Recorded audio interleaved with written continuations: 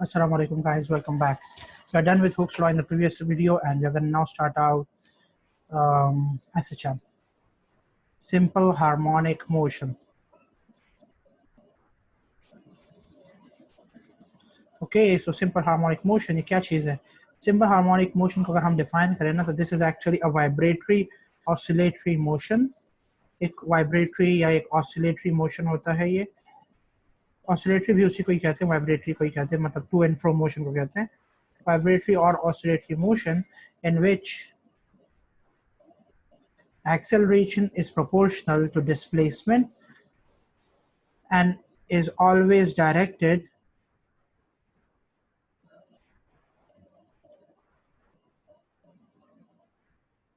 to a center opposite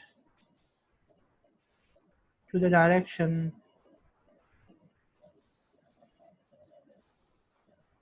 of displacement.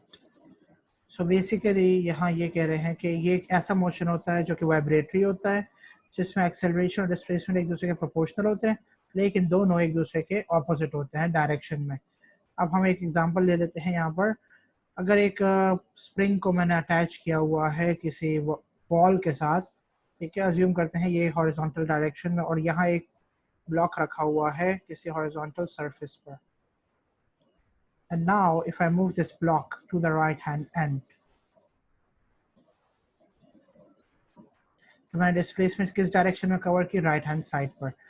As soon as I move this block to the right hand end and the block reaches this point, and यहाँ पर आते साथ ही मैं force को release कर दूं, remove कर दूं, तो फिर ये ब्लॉक किस तरफ जाएगा? This block will obviously go backwards. और बैकवर्ड वो एक्सेलरेट करता हुआ निकल जाएगा, राइट? तो एक्सेलरेशन की डायरेक्शन आपके डिस्प्लेसमेंट की डायरेक्शन के बिल्कुल ऑपोजिट है. सो एक ऐसा टू एंड फ्रो, और ये आगे पीछे होता रहेगा, वाइब्रेशन करती, ये वाला मास वाइब्रेशन करता ही रहेगा, ठीक है. तो such a motion which is vibratory and in which acceleration is proportional to displacement. जितनी ज़्यादा डिस्प्लेसमेंट होगी, जितनी ज़्यादा मैं स्प्रिंग को डिस्प्लेस करूँगा, उतना ही ज़्यादा एक्सेलरेशन होगा. तो ये प्रोपोर्शनैलिटी का हो गया.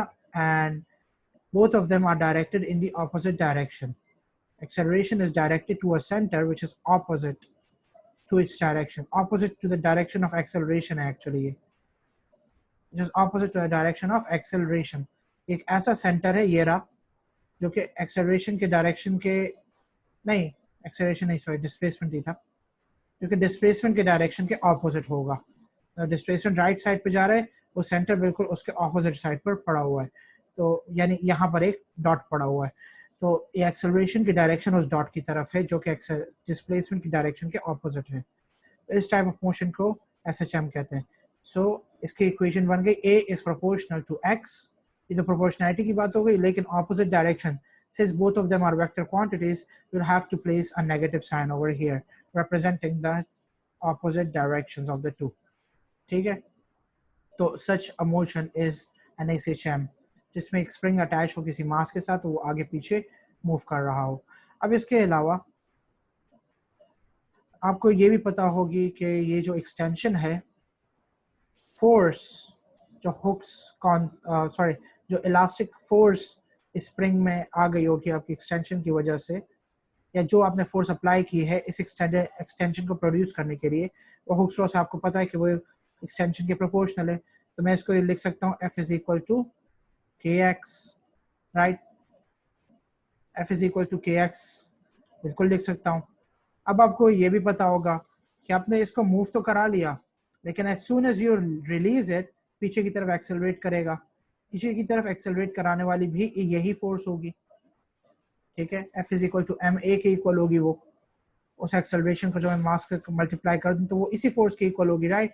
सो बेसिकली मैं ये कह सकता हूँ कि यही हुक्स की जो स्प्रिंग फोर्स है, इलास्टिक फोर्स है, this elastic force is causing it to accelerate. It is causing this block to accelerate from this dotted point back to its original position, right? As soon as we release it.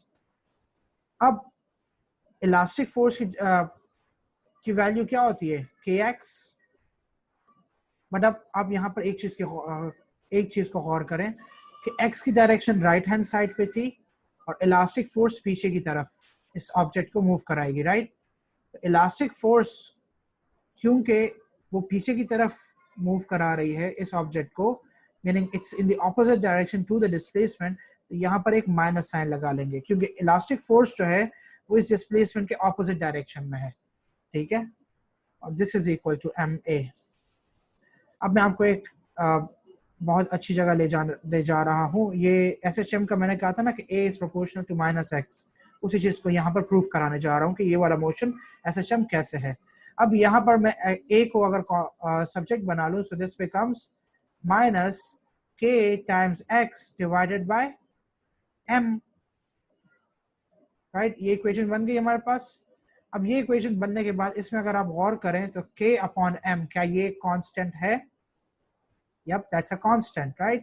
मास भी constant है और k भी constant है। तो इस constant को जब मैं हटाऊंगा तो I can get this relationship a is proportional to negative of displacement, right?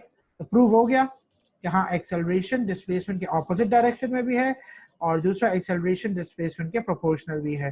तो इस टाइप ऑफ मोशन को हम इसलिए SHM कहते हैं कि it is a vibratory oscillatory motion, जिसमें जो फॉरवर्ड डायरेक्शन में डिस्प्लेसमेंट है, बैकवर्ड डायरेक्शन में एक्सेलरेशन है, दोनों एक दूसरे के ऑपोजिट डायरेक्शन में है और दोनों एक दूसरे के प्रोपोर्शनल है। तो यहाँ जो फॉर्मूला लगेगा वो होगा F is equal to kx, वाली फोर्स जो होगी ये आपकी यही इलास्टिक फोर्स होगी।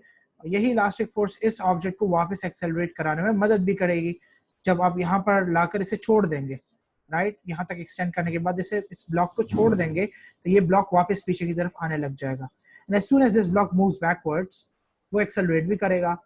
एक्सेलरेशन को अगर हम उस ब्लॉक के मास से मल्टीप्लाई कर देंगे तो ये आपको नेट फोर्स दे देगा, जिससे ये ब्लॉक पीछे की तरफ मूव करेगा। और यही नेट फोर्स MA जो है इसको प्रोवाइड करने वाला कौन है? इलास्टिक फोर्स ही है ना। ये फोर्स दूसरी को कोई फोर्स नहीं, इलास्टिक फोर्स का फॉर्मूला kx है।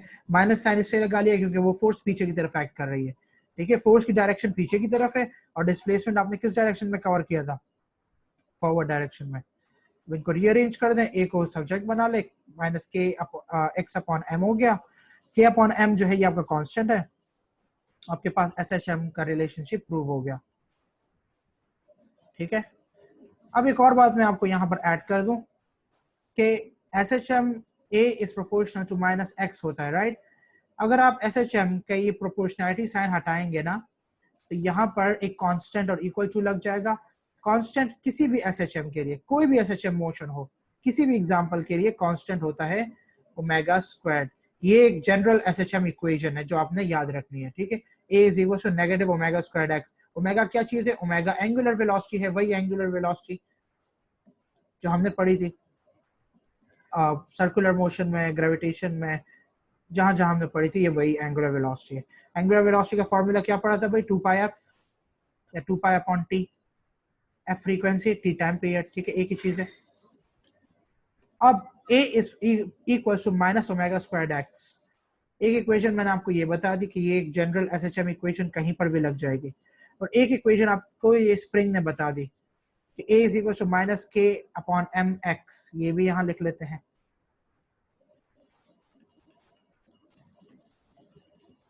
अब यहाँ पर एक इंपॉर्टेंट बात मैं आपको बता रहा हूँ, अगर आप यहाँ पर गौर से देखें तो इन दोनों इक्वेशंस में सिर्फ ओमेगा स्क्वायर्ड और के अपॉन एम जो है ये डिफरेंट है, बाकी सारी इक्वेशन सेम है। तो इन रियलिटी ये दोनों तो है दोनों ही SHM की ही equations, right. Both of them are equations for SHM। तो दोनों in reality are the same equations, ठीक है, दोनों एक्चुअली सेम इक्वेशंस ही हैं। तो इन दोनों के ए के इक्वल है, माइनस साइन के इक्वल है, और ओमेगा स्क्वायर्ड जो है ना ये के अपॉन एम के इक्वल होगा according to these equations. Omega squared जो है ये के अपॉन एम के इक्वल होगा और एक्स एक्स के इक्वल है, ठीक है। कंपैरिजन कर लिया हमने।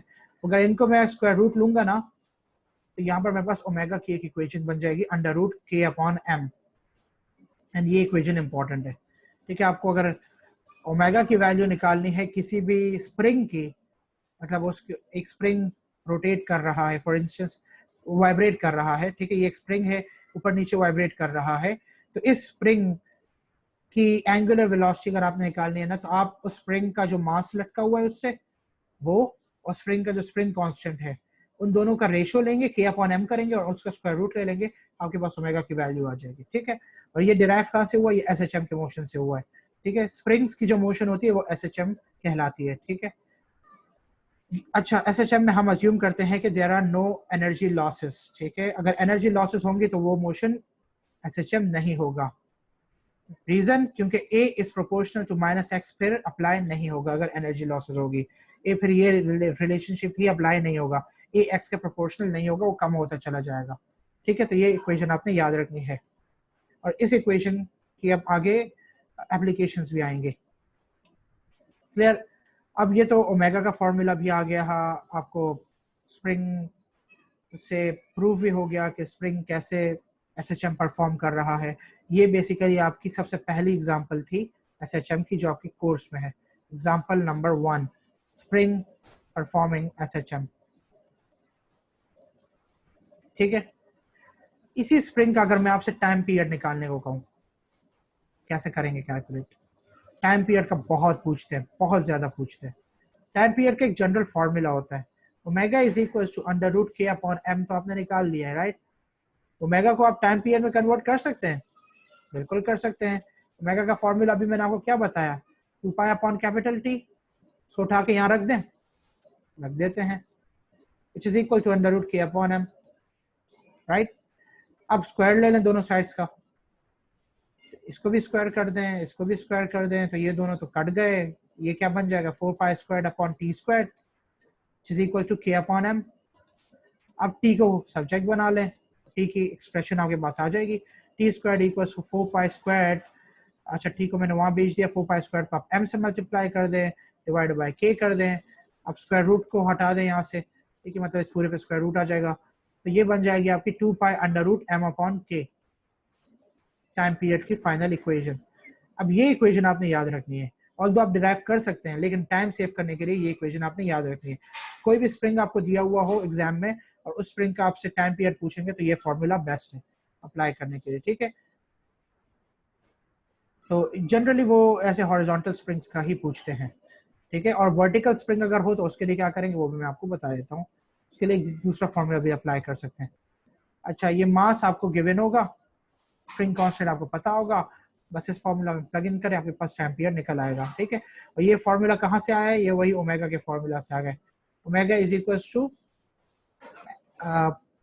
Under root k upon m था, राइट? ये रहा,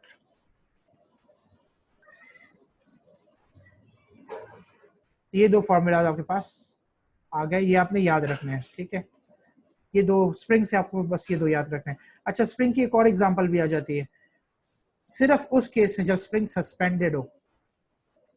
सस्पेंडेड का क्या मतलब है? मतलब लटका हुआ हो ऊपर से, राइट? ये रहा, इस टाइप के स्प्रिंग में जिसमें मास ऊपर से लटका हुआ हो, सिर्फ उस केस में, ये एक और एग्जांपल दे रहा हूँ, ये अप्लाई होगी। मास इसका क्या है भाई? mg है, ऊपर की तरफ टेंशन लग रही होगी जो कि किसके इक्वल होगी भाई? kx के। kx और मास दोनों ऑपोजिट डायरेक्शंस में है, राइट?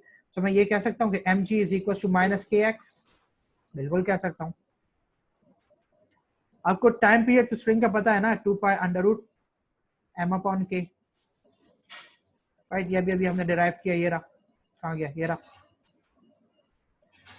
अब इस फॉर्मूला को मैं अगर रीअरेंज करूं, एक तरफ में m अपॉन k कर दूं, दूसरी तरफ में माइनस x अपॉन g कर लूं, राइट? अब अगर मैं माइनस साइन को इग्नोर करूं तो m अपॉन k का जो मैग्नीट्यूड है वो x अपॉन g के इक्वल है, right? m upon k is equal to या m upon k is equal to x upon g। तो अब इसकी जगह पर अगर आपके पास इस स्प्रिंग कांस्टेंट का, मतलब इस तरह के स्प्रिंग का जो सस्पेंडेड हो, सिर्फ सस्पेंडेड स्प्रिंग्स की बात कर रहा हूँ, हॉरिजॉन्टल स्प्रिंग्स पर ये फॉर्मूला अप्लाई नहीं होगा, तो ये याद रखना। सस्पेंडेड अगर कोई स्प्रिंग हो ना, तो उसमें आपको तो ये पता चल गया ना कि m अपॉन k को हम रिप्लेस कर सकते हैं x अपॉन g से भी। बस x क्या चीज है? x एक्सटेंशन है, ठीक है? तो ये बन जाएगा 2 pi under root x upon g। ये फॉर्मूला भी आप अप्लाई कर सकते हैं सिर्फ उन स्प्रिंग्स पर जो कि सस्पेंडेड, और सस्पेंडेड वाले एग्जांपल्स भी पास पेपर्स में आ चुके हैं, ठीक है। तो कोई भी स्प्रिंग ऊपर से सस्पेंडेड हो तो आपने ये फॉर्मूला लगाना है, कोई भी स्प्रिंग हॉरिजॉन्टल हो आप ये फॉर्मूला लगा सकते हैं, और ये फॉर्मूला आप सस्पेंडेड वाले पर भी अप्लाई कर सकते हैं, ठीक है। ये सेकंड फॉर्मूला कब अप्लाई करेंगे, जब आपके पास स्प्रिंग कांस्टेंट नहीं हो, जब आपके पास मास नहीं हो, आपके पास सिर्फ एक्सटेंशन हो, तो बस आप x अपॉन जी करेंगे, आपके पास फॉर्मूला आ जाएगा, आपका मतलब टाइम पीरियड आ जाएगा। लेकिन ये वाला फॉर्मूला ये हर एक स्प्रिंग पे अप्लाई हो सकता है जो ऊपर वाला है। अगर आपको मास दिया हुआ है, आपको स्प्रिंग कांस्टेंट दिया हुआ है, you can apply it anywhere you want और एनी स्प्रिंग, ठीक है। तो ये स्प्रिंग्स की एसएचएम के बारे में हमने पूरी बात कर ली, सारे फॉर्मूलाज यहीं पर कवर कर लिया आपसे। तो आपसे अगर अब ये फॉर्मूलाज फोर्सेस की हो गई, अब एनर्जी इन स्प्रिंग अगर आपसे पूछ ली जाए तो उसका क्या करेंगे, वो भी देख लेते हैं अभी, काफी इजी है। चलिए, एनर्जी इन किसी भी एसएचएम के लिए बस 3 फॉर्मूलाज है, वो आपने याद रख लें, वो हर एक एसएचएम की एग्जांपल पर अप्लाई हो जाएंगे, ठीक है। पहली बात तो ये है, अगर आपके पास ये एक ब्लॉक है, ठीक है, और ये किसी स्प्रिंग से अटैच्ड है,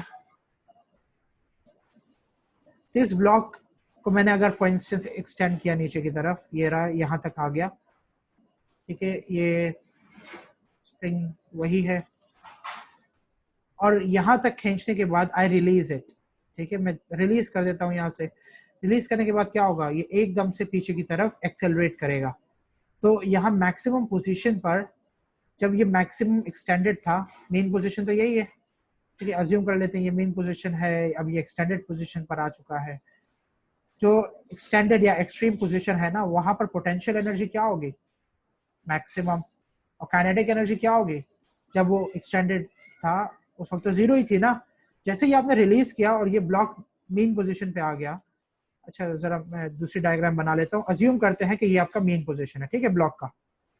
आपने ब्लॉक को यहाँ पर रखा है एक्सट्रीम पोजीशन पर, और आपने पकड़े रखा है, इसका मतलब क्या है, रेस्ट पर है, काइनेटिक एनर्जी जीरो होगी, पोटेंशियल एनर्जी क्या होगी, मैक्सिमम, राइट। जैसे ही आपने रिलीज किया, ये ब्लॉक यहाँ मेन पोजीशन पर पहुंच गया। मेन पोजीशन पे आप एक चीज नोट कीजिएगा, वेलोसिटी जो होगी ना वो मैक्सिमम हो जाएगी। जब वेलोसिटी मैक्सिमम हो जाएगी तो काइनेटिक एनर्जी भी मैक्सिमम हो जाएगी, और काइनेटिक एनर्जी मैक्स हो गई तो पोटेंशियल एनर्जी ऑटोमेटिकली क्या हो गई, जीरो। यहाँ law of conservation of energy भी अप्लाई हो गया कि पोटेंशियल एनर्जी कन्वर्ट हो गई किसमें, काइनेटिक एनर्जी में। और फिर ये जब दूसरी एक्सट्रीम तक पहुंचेगा ना ये ब्लॉक, तो फिर दोबारा ये वाली सिचुएशन हो जाएगी, दोबारा वो रेस्ट पे आ जाएगा, kinetic energy zero, potential energy again maximum हो जाएगी। ये 3 एनर्जी कन्वर्जन तो पहले तो आपको पहले से ही पता थी, राइट। अब in case of a spring क्या करेंगे, अब आपके पास अगर एक स्प्रिंग है और उसे आपने एक्सटेंड कर दिया नीचे की तरफ, मतलब ये एक स्प्रिंग है और उसे आपने पूरा इतना एक्सटेंड कर दिया, ठीक है, एंड उसकी एक्सटेंशन आपने निकाल ली, एक्सटेंशन की वैल्यू अज्यूम कर लेते हैं x है। उस केस में पोटेंशियल एनर्जी निकालने का फॉर्मूला क्या होगा, एक्चुअली पोटेंशियल एनर्जी निकालने का नहीं, पोटेंशियल एनर्जी जो यहाँ एक्सट्रीम पोजीशन पे आप बात करेंगे, ये तो टोटल एनर्जी ही है ना। टोटल एनर्जी का क्या फॉर्मूला होता है, पोटेंशियल प्लस काइनेटिक, यही होता है।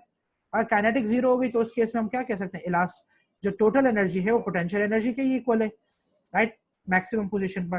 पहले तो आप मुझे ये बताएं टोटल एनर्जी का फॉर्मूला क्या होना चाहिए। फिर टोटल एनर्जी का फॉर्मूला एक स्प्रिंग के लिए हमेशा होता है half K X not square, ठीक है, total energy for a spring या किसी भी एसएचएम के लिए हाफ के एक्स स्क्वायर लगा लेंगे। वैसे स्प्रिंग का ही यूजुअली पूछते हैं तो इसलिए मैं स्प्रिंग के लिए ही आपको कहूंगा, क्योंकि यहाँ पर स्प्रिंग कांस्टेंट आ गया, स्प्रिंग कांस्टेंट आप किसी और जगह पे लगा नहीं पाएंगे, आप स्प्रिंग से जनरली लगाते हैं, ठीक है। और ये एक्स नॉट स्क्वायर क्या चीज है भाई, ये मैक्सिमम डिस्प्लेसमेंट है, basically from the main position. तो ये आपके पास अगर मेन पोजीशन थी ना, इस मेन पोजीशन से आपने एक्सटेंड कर दिया मैक्सिमम डिस्प्लेसमेंट तक कवर कर लिया, तो ये मैक्सिमम डिस्प्लेसमेंट तक आपने स्प्रिंग इस ऑब्जेक्ट को खींच दिया नीचे की तरफ, तो आपने जो टोटल एनर्जी उसके अंदर स्टोर कर दी वो हाफ के एक्स स्क्वायर्ड होगी। अच्छा, अब अगर आप मुझसे पूछें कि अगर ये टोटल एनर्जी है, अगर मैं आपसे पूछूं कि यहाँ मेन पोजीशन पर इसकी काइनेटिक एनर्जी क्या होगी, मेन पोजीशन, बाय द वे यहाँ एक्सट्रीम पोजीशन पर टोटल एनर्जी और पोटेंशियल एनर्जी सेम होगी, तो यही फॉर्मूला एक्चुअली पोटेंशियल एनर्जी का है एट द एक्सट्रीम पोजीशन, ठीक है, पोटेंशियल एनर्जी एट एक्सट्रीम। मेरी वर्डिंग पर गौर कीजिएगा, मैंने सिर्फ एक्सट्रीम का है, मैंने ये नहीं कहा कि potential energy generally, but only potential energy at the extreme position. अच्छा, अगर पोटेंशियल एनर्जी एक्सट्रीम पोजीशन पे नहीं होगी और किसी दूसरे पॉइंट पे होगी तो फिर क्या करेंगे? वेल किसी दूसरे पॉइंट पे होगी ना, तो उसके लिए आप सिमिलर फॉर्मूला एक आता है, elastic potential energy is equal to half times k times x squared आप लगा लेंगे। सही है, सिंपल है। आपको अगर इलास्टिक पोटेंशियल एनर्जी निकालनी है किसी भी पॉइंट पर, तो आप यहाँ हाफ के एक्स स्क्वायर्ड लगा लें, और अगर आपको टोटल एनर्जी निकालनी है तो आपको half K X not squared लगाना होगा। ये डिफरेंस देखें। एक्स क्या है? एक्स कोई भी डिस्प्लेसमेंट हो सकता है, it can be any displacement जिसपे आपने निकालनी है। लेकिन ये कौन सा डिस्प्लेसमेंट है? ये सिर्फ मैक्सिमम डिस्प्लेसमेंट है। मैक्सिमम डिस्प्लेसमेंट को और क्या कहते हैं? एम्पलीट्यूड कहते हैं, राइट। एंड अब अगर ये टोटल एनर्जी का फॉर्मूला है, ये इलास्टिक पोटेंशियल एनर्जी का फॉर्मूला है, तो ये बताएं काइनेटिक एनर्जी का क्या फॉर्मूला होगा? पहले उसके लिए आप ये फॉर्मूला देख लें। इलास्टिक टोटल एनर्जी क्या चीज है? Potential plus kinetic, right. तो elastic potential plus kinetic, right. Kinetic का फॉर्मूला मैं अगर आपसे पूछूं तो आप इसको रीअरेंज कर दें, राइट। टोटल में से आप पोटेंशियल को माइनस कर दें। टोटल एनर्जी का फॉर्मूला आपने क्या निकाला है? Half K X not squared minus, और इलास्टिक पोटेंशियल एनर्जी का फॉर्मूला है हाफ के एक्स स्क्वायर्ड। तो ये आपके पास आ गया टोटल काइनेटिक एनर्जी का फॉर्मूला आ गया, दोनों का डिफरेंस, ठीक है। इससे आप काइनेटिक एनर्जी निकाल सकते हैं at any point. Bye the way kinetic energy का वो जो दूसरा फॉर्मूला है हाफ एम वी स्क्वायर्ड, आप वो भी अप्लाई कर सकते हैं किसी भी पॉइंट पर, ठीक है। आपको अगर मास पता है ऑब्जेक्ट की और ऑब्जेक्ट की वेलोसिटी पता है तो आप उसकी काइनेटिक एनर्जी भी निकाल सकते हैं। वरना अगर आपको सिर्फ स्प्रिंग कांस्टेंट्स और एम्पलीट्यूड्स पता है, नहीं एम्पलीट्यूड नहीं, डिस्प्लेसमेंट्स पता है, तो फिर उस केस में आप ये वाला फॉर्मूला अप्लाई करेंगे। तो कौन कौन से तीन फॉर्मूलाज बन गए? टोटल एनर्जी का half K X not square, potential energy का हाफ के एक्स स्क्वायर, और काइनेटिक एनर्जी का इन दोनों का difference half K X not square minus half K X square. Hope that makes sense. अच्छा, तो ये तीनों एनर्जीज के फॉर्मूलाज भी हो गए। टाइम पीरियड का फॉर्मूला मैंने आपको क्या बताया? मैं सारे फॉर्मूलाज यहाँ एक बार लिस्ट कर लेता हूँ। 2 pi under root m upon k, और अगर स्प्रिंग सस्पेंडेड हो तो फिर क्या होगा? 2 पाई अंडर रूट, सोचें सोचें, एक्स अपॉन जी। देखिए के और जी दोनों कॉन्स्टेंट्स है ना, तो ये नीचे आएंगे। एम और एक्स ये दोनों चेंज हो सकते हैं, ऊपर आ जाएंगे। ओमेगा का क्या फॉर्मूला होता है भाई? 2 pi F, 2 pi upon T. और स्प्रिंग कांस्टेंट और मास के टर्म्स में हमने क्या सीखा भाई? इसका उल्टा, सब के अपॉन एम, ठीक है, under root k upon M. तो ये सारे फॉर्मूलाज अभी तक हम कवर कर चुके हैं इस लेक्चर में। अच्छा, बाय द वे ये एक वाहिद लेक्चर है जिसमें इतने सारे फॉर्मूलाज हैं, एंड बाय द वे इसके बाद वाले जो लेक्चर्स आने हैं उनमें भी काफ़ी फॉर्मूलाज हैं, एंड ये फॉर्मूलाज एक्चुअली इंपॉर्टेंट है, ठीक है। तो इनको आपने अच्छे से याद करना है, आपको ये पता लगाना है कि कौन सा फॉर्मूले में क्या चीज़ रिप्रेजेंट कर रही है, ठीक है, क्योंकि यहाँ से वर्डिंग वाले एमसीक्यूज भी बन सकते हैं। एंड अपार्ट फ्रॉम दैट, या स्प्रिंग के केस का एसएचएम तो हो गया तकरीबन। देखने दें कोई और चीज़ रह गई है? नहीं, ठीक है। So this actually completes our spring SHM. अच्छा, bye the way spring SHM के लिए हाँ आगे जरा एक और चीज भी मैं आपको बता दूं कि आपको अगर वेलोसिटी निकालनी है ना एसएचएम पर, generally velocity of an object in SHM, वो ये फॉर्मूला किसी भी एसएचएम पर अप्लाई हो जाएगा। अब आपके पास एक स्प्रिंग है, ठीक है, और इस स्प्रिंग के अंदर एक मास है और वो मास किसी वेलोसिटी के साथ ऊपर नीचे जा रहा है ना, तो उस वेलोसिटी का फॉर्मूला होता है velocity equals to omega under root x not squared minus x squared. ये फॉर्मूला ए लेवल्स में तो काफ़ी हैवीली यूज होता है, राइट।